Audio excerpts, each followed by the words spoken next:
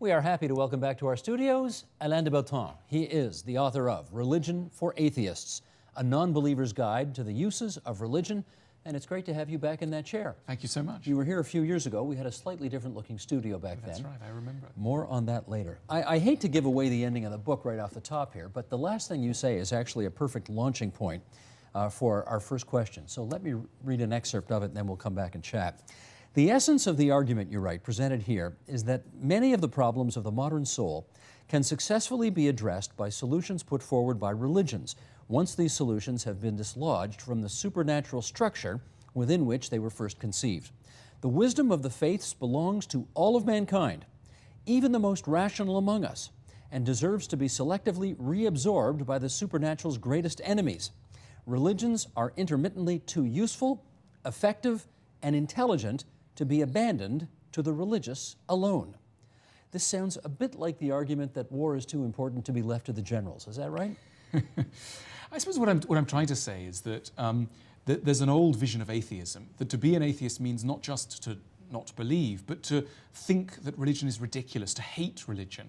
And I suppose I'm trying to draw away from that. I'm trying to say, as a non-believer, there's a serious amount to be gained from studying the history and concepts of religion so that they can be selectively reabsorbed into secular life. In so many areas, people have said things like, that sounds a little bit too religious, and they've run away from insights which actually can really help us in a variety of ways. Let's double back a little bit here. You are the product of two atheist Jewish parents. That's right. And you yourself are an atheist. Yes. Are you a severe atheist, if I can use that adjective that Mitt Romney has now made so popular? Well, severe, you know, I don't follow in the line of, say, Richard Dawkins or Christopher Hitchens in believing that religion is the source of all evil, or as Hitchens said, you know, poisons everything. I think that, you know, religion over its long history has been responsible for good and bad.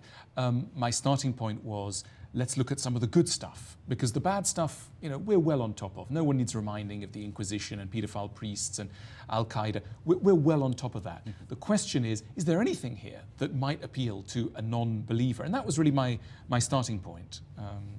I wonder where you come to that question, because most atheists, of course, are not interested in that question. That's right, absolutely. So how do you come to it? Look, I come to it as somebody who's interested generally in wisdom and ways to live. You know, in my career, I've looked at a whole range of areas. I've looked at philosophy, history, science, literature. And at some point, I guess it struck me, is there anything in religion? Surely there is, there must be.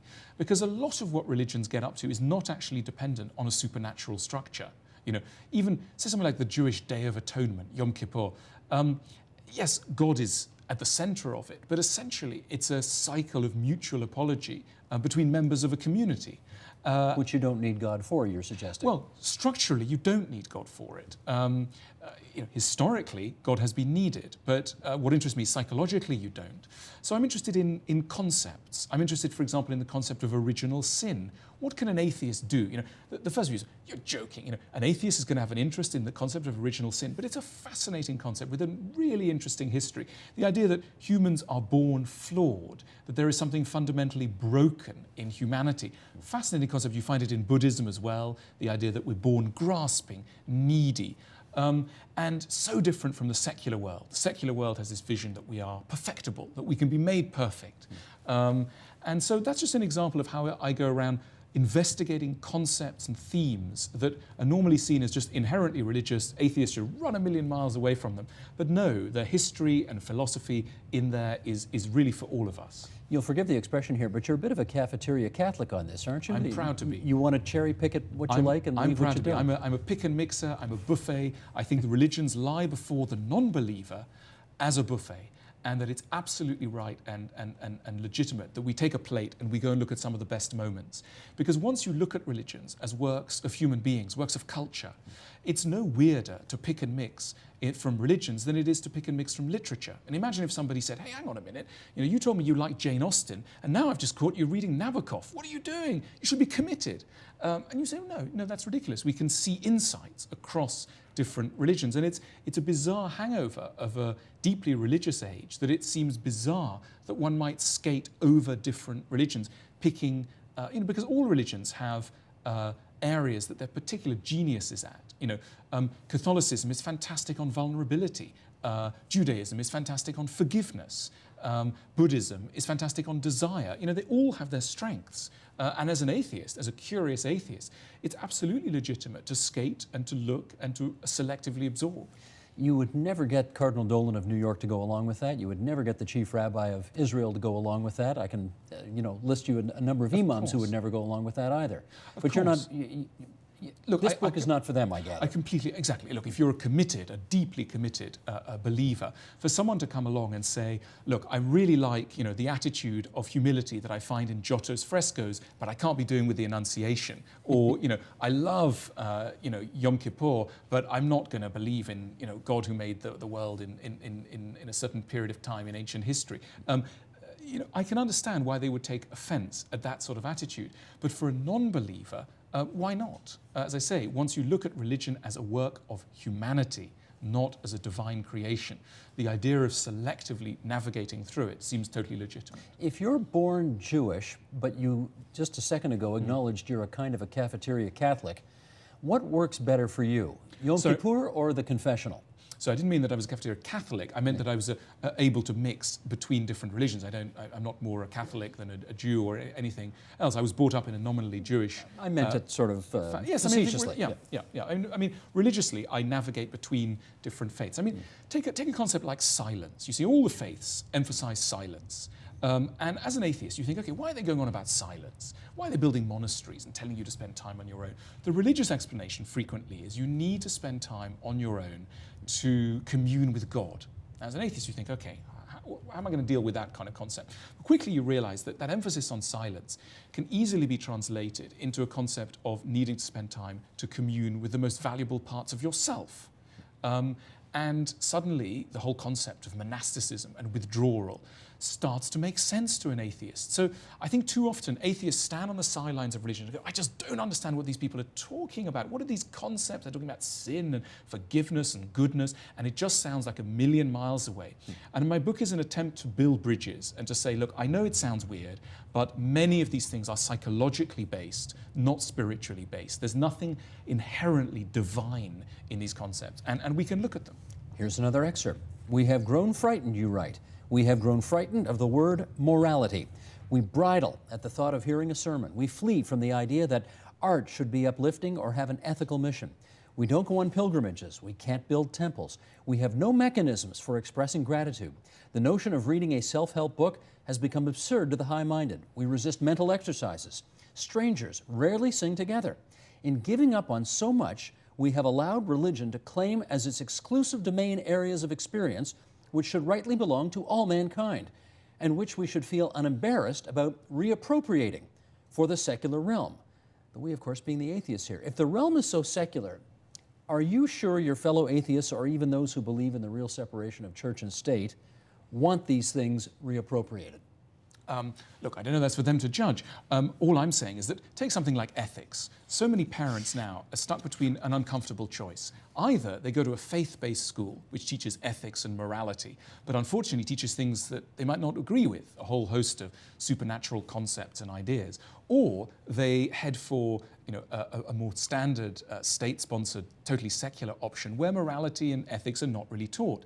So when I look at that, I think, okay, surely the challenge is to look at how religions are teaching morality and ethics, look at some of their best sides in this, and absorb them into a secular structure, rather than facing, as we so often do, as an atheist, that choice between a secularism which isn't entirely satisfying and a religiosity which carries with it some things which are challenging. And it's a historic moment, where society, in Canada, in the UK, and much of Western Europe, many people are no longer able to believe, but do not feel that everything about religion is evil, that they are drawn to certain things. And as I say, some of those things in the list that you read, things like community. Community is a vital, community building is a vital strength of religions. Religions do this really well. They invite their followers to sing together, to make activities together, to bond together. They host communities. We're not so good at that. Atheists aren't big on that. Atheists, well, they're not so good at that. It's a lonely world out there. Again, if you look at how religions have used art tremendous energy in the way that religions have used art, because they've tied it up with their broader structure, which is to make us good and to make us better human beings. A very odd concept for the modern museum world, but again, something that people who are interested in art should look at, how religions have used art down the centuries. A fascinating story. Going to come back to that a little more later. Here's some more quotes. We are naive about our nature. We are destructive. We have antisocial feelings. There are many inherently dark aspects of social life. We're not that nice to each other. Once we're past 30, we don't make new friends. Pardon the pun, but where is your faith in mankind here, Alain? Well, look out the door, read the newspaper. I think that one of the things that religions have always tried to do is to remind us to be good. Now, as an atheist, well aware of religious history, I know how many times religions have been bad. But let's park that. Let's hold two concepts in mind. At the same time, what's fascinating about religions is they argue, I think very interestingly, that if someone is to behave well, they need to be reminded to behave well, that we cannot spontaneously summon up the reserves of goodness and charity and forgiveness that we need to get through life. And that we need an external support structure. Now, liberals, I mean, there's not in the political sense, but in a sort of social sense, liberals would go, hang on a minute, so is someone trying to tell me what to do? And this is the modern war cry, don't tell me what to do. But I think religions, obviously, they do tell people what to do, and not always to catastrophic effects. I mean, I know, I'm sure you know, sometimes if there's someone watching us, if there's someone saying, hang on a minute, try and make an effort, try and be good, it can help us to bring out the best sides of ourselves. And in their sort of noblest moments, that's what religions are doing. They're helping us to reinforce our ethical impulses. So without religion, we are less ethical. Well, without something, it doesn't have to be religion, that's my point. It doesn't have to be religion. But I think an external reminder of goodness. I mean, let's take a step back. This all came originally from Greek philosophy. Right? The Greek philosophers believed this. They believed that all of us have what they call weakness of will, and that unless there is some external structure, we are not going to be ethical. You find this in Aristotle, you find it in Plato. It then gets sucked up and turned into Christianity or used by Christianity.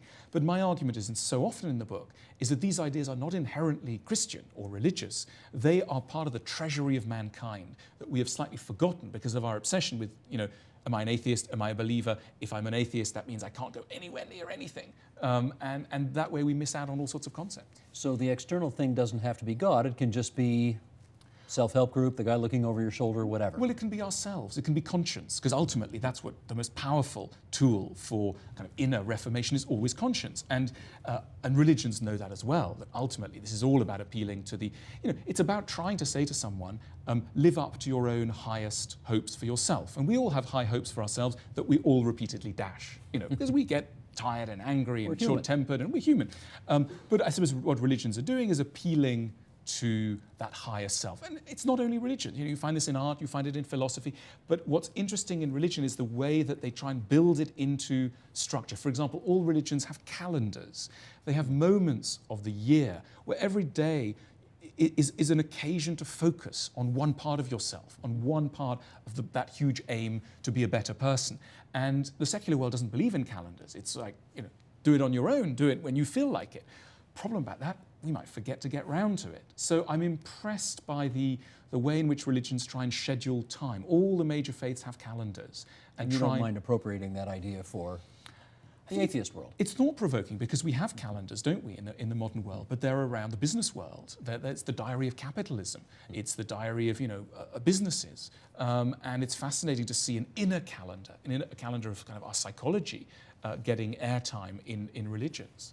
You've described the Catholic Mass as having a genius to it.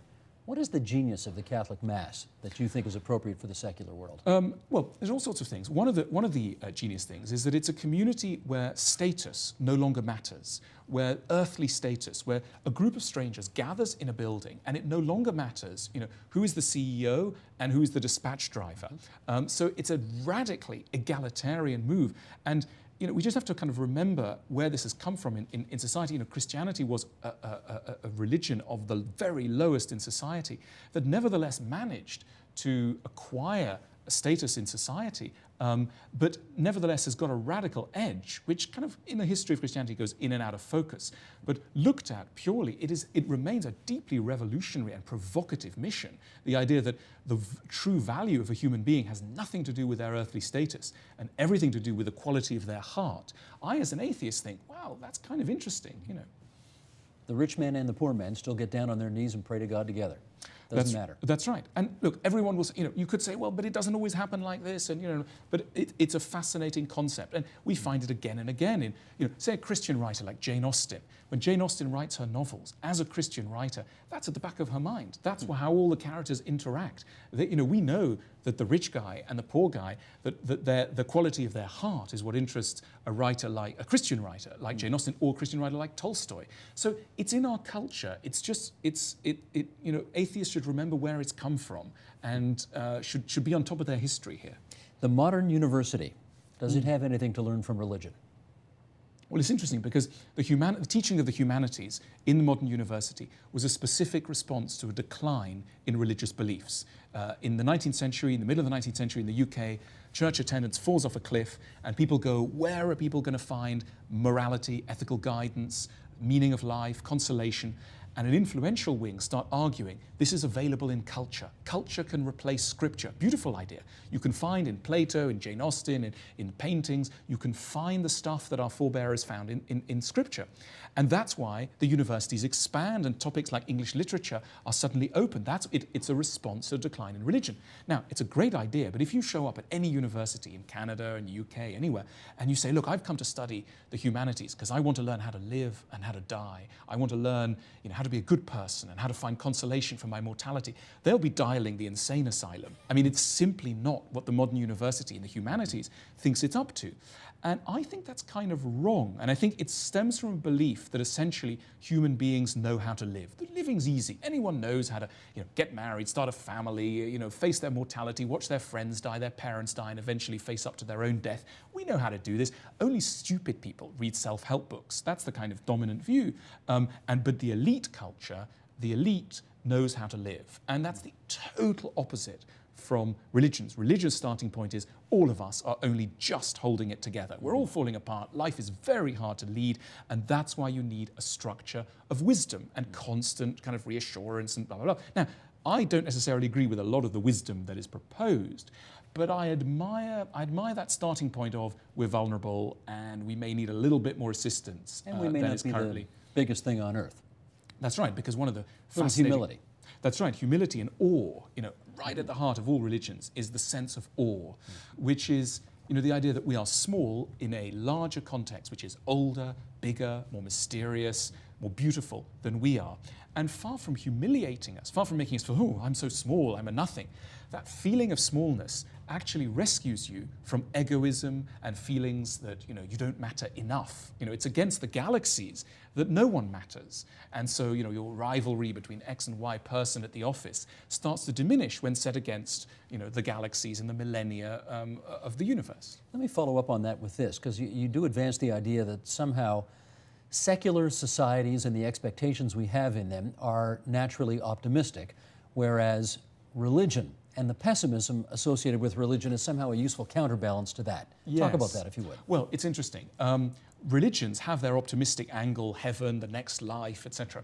But there's also a deep strain you find in Catholicism and Buddhism and Judaism of what you might call religious pessimism, where the follies and the inherently broken nature of human beings is rehearsed, often very eloquently, very beautifully, very lyrically, and it strikes to a modern ear. You think, my goodness, this is very dark stuff. You know, if you read Pascal or if you read the book of Job, if you read some of the Buddhist texts, it's dark stuff. And it contrasts with a kind of technologically based optimism that reigns in society at large, which is a view that, you know, with a little bit more help from the IMF, with a few more scientific advances, we'll conquer death, we'll get on top of all our problems. Whereas religions are sometimes wise in just reminding us that life is pretty painful, and whatever we do, there's something dark in the human soul that means that, you know, it's awkward. And I'm not saying in all moods, but in some moods, that's deeply, deeply consoling because you think, well, I'm not alone. It's not me and my marriage or me and my job or me and my children. There's something inherent about being human that's very tricky. And as I say, religions have been very eloquent in stating that, very elegant in stating it. Does the secular world, in your view, really understand the immense power that religion has in this world? I think the secular world too often thinks that religions are a set of arguments in a book. And the way to combat it is to write a book. So that's the kind of Dawkins, Hitchens approach. You know, I'll knock down religion by writing a smart book. What that fails to understand is that though books are at the center of many religions, close to the center, religions are also so much more. They are community structures, they are works of art, they appeal to music, they use the senses, they use food, they use rituals, they use pilgrimages. And to try and think that a book is going to make that collapse is to misunderstand the nature of what you're up against. Culture should replace scripture? You've said that. What do you think? Absolutely. I think there is in culture all sorts of things that can help us to live. You know, you're talking to a guy who wrote a book called How Proust Can Change Your Life. I fervently believe that culture can change us, but I think it needs to be taught in a particular way. And I'm struck, for example, in the way that museums present works of art. You know, everything is very cool, very dispassionate. There's no guidance. You know, think of how religions use works of art. They cry in front of them. They use those works of art to save their lives. We sometimes wander rather dispassionately around galleries, seeing art as a pleasant entertainment and an intellectual acquisition. And I'm just struck by the level of emotional intensity that religions are bringing to art, and which has, of course, created this unbelievable treasury of great works of art, in all the major faiths. So museums should be the new churches of this century? Well, it's often said, isn't it, that museums are our new churches, but I don't know whether they properly are doing that, because they don't necessarily take the idea of didacticism seriously. All the religions have seen the function of art in very simple terms. Art is something that should help you to live. It should remind you of what's good. It should teach you to be grateful. All of these quite basic ideas. Now, those basic ideas have led to fantastic and complex works of art. But in terms of a mission, it's been a relatively simple mission. And most modern museum goers have a really hard time often knowing what artists are trying to do. And the common emotion leaving a gallery is, I'm not quite sure what that meant. That's not the way religions proceed. Though they create incredibly complex and beautiful works, the function of those works in an individual life is simple to a rather dazzling, daunting, beautiful extreme that I think an atheist might certainly ponder and look at. In our remaining moments here, let's finish where we started, which was my telling you, we've redesigned this studio. Because the last time you were here, which was several years ago, we talked about architecture, we talked about design, and you looked around, well, why don't we just let the tape speak for itself, Alain, and then we'll come back and chat. Look at the monitor over my shoulder, Okay. roll tape. Michael, if we can, let's go to a wide shot here. Since you've been so brutally honest with us before, throughout this interview, look around. Yeah, This is a very new studio. yeah, We haven't been on the air for all that long. yeah. Go ahead, what do you think? Well, I think an interesting question to ask of your studio is to say, what were the designers afraid of when they designed the thing? What were they most afraid of? You can ask this question of any designer. And I think what people were really afraid of was being too serious. There was a tremendous fear that maybe the show will be too serious. That's why the walls kind of wiggle back and forth. That's why there's this, a lot of colors that looks a little bit like a nightclub, etc. There's a lot of fear across broadcasting, not just in Canada, but across the world, really, that serious ideas are too serious for the audience. And therefore we need to soften it. We need to make it look like a nightclub, etc., etc. Whereas actually, I think two people sitting around having a conversation is something that people do like. This is pretty serious, don't you think? Look at this. That's serious. That says serious to you. That says serious. That says serious. That says nightclub. That says we're worried that we're too serious. Oh, I see. This says we're okay about being serious. It's okay to be serious. It's all right. There's enough time for joking at other times of day. Well, that's what we do. We have our serious conversations here, and then we go to the nightclub over there. Perfect. I like it. I like it. Okay. How has time treated both of us? Well, I was going to say, not badly, I think. Not badly. We're Not okay badly. with a bit of makeup. However, Yeah. I look around the studio now, and You've gone serious. You've based you've on that actually followed scathing recommendation that Yeah. you just gave us, we've changed. You've changed. So what do You've you think followed now? Look, I think it's fantastic. I think it's great. Yeah. You prefer it because? I like it. Well, I think it lets the conversation have the center stage. You know, and as I say, I think that's always the worry of producers.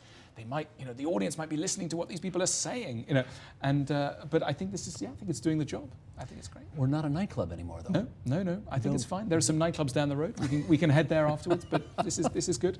Okay. Alain, it's always good of you to visit us here at TVO. you. We really are grateful for your presence, and we recommend for people's edification, Religion for Atheists, a non-believer's guide to the uses of religion, and that cover is really very smart. I got to tell you, that's a smart cover. Okay, Alain de Botton, merci beaucoup. Thank you. Support Ontario's public television. Donate at tvo.org.